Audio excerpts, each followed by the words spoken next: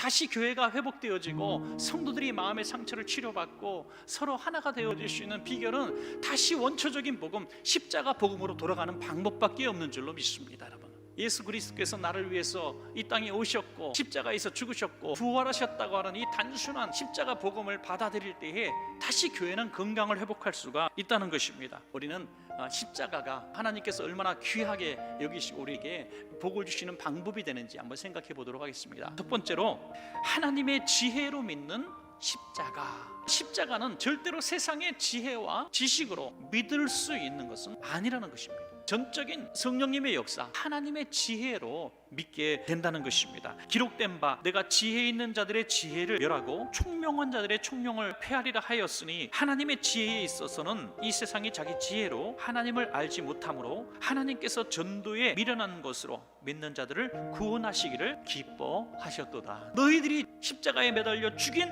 그 예수가 하나님의 아들이고, 그가 너희를 위해서 오셨고 너희 죄를 사하시고 십자가를 지시고 죽으셨고 부활하셨다. 이게 복음이고, 하나님께서 십자가 복음을 통해서 믿게 하시는 하나님의 지혜의 방법인 것입니다. 주 예수를 믿으면 우리는 구원받습니다. 주 예수의 무엇을 믿는 거예요? 십자가를 믿는 겁니다. 그럴 때에 우리는 세상 지혜로 알 수 없었던 십자가의 신비로운 은혜와 기적들을 믿어지게 되고 십자가 앞으로 한 걸음씩 나아가게 되는 것입니다. 그러므로 십자가는 세상 지혜로 믿을 수 없고 하나님의 지혜로만 믿을 수 있는 십자가 복음인 줄로 믿습니다, 여러분. 자, 마지막 두 번째는요, 하나님의 능력이 나타나는 십자가. 이 십자가를 믿으면 어떤 역사가 일어나는가? 가장 첫 번째로 구원의 역사.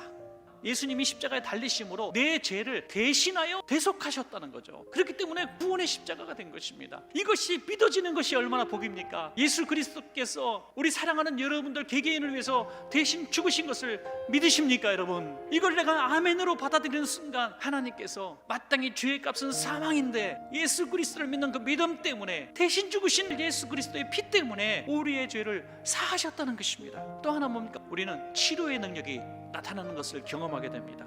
그가 찔림은 우리의 허물 때문이요, 그가 상함은 우리의 죄악 때문이라. 그가 징계를 받음으로 우리는 평화를 누리고 그가 채찍에 맞음으로 우리는 나음을 받아도다. 우리가 당하는 모욕감, 육신의 고통, 이런 모든 것들을 주님은 다 경험하셨습니다.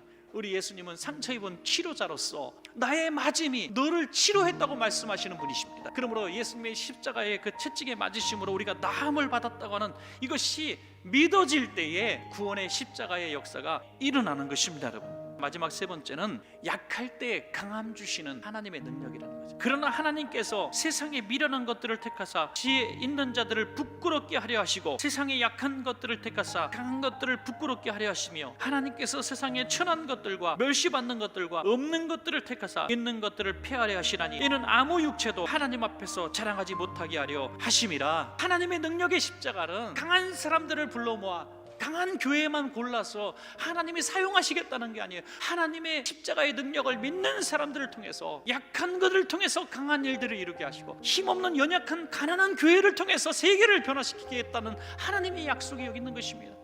가진 것이 없습니까? 내 능력이 없습니까? 약한 자들을 통해서 강한 세력들을 부끄럽게 만드시는 하나님께서 오늘 그 능력의 십자가를 의지하라고 말씀하고 있는 것입니다.